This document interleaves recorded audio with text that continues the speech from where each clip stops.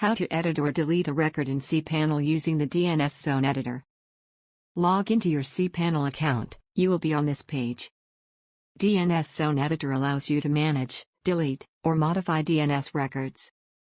Scroll down to the Domains section and click on the Zone Editor icon. First load the DNS records of that particular domain you wish to alter. Suppose we want to alter the DNS records of the domain example.com. Then click on the Manage button in front of example.com. DNS records of the selected domain are loaded on the page. Now locate the record you wish to edit and click on the Edit button provided in the row of the record. Now make the required changes and click on the Save Record button.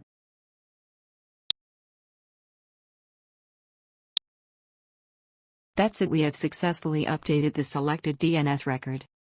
Now to delete a record, click on the Delete button provided in the row of the particular record you wish to delete, and continue.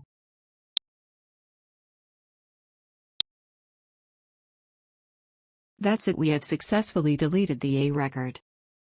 Now you know how to edit or delete a record. Thank you for watching.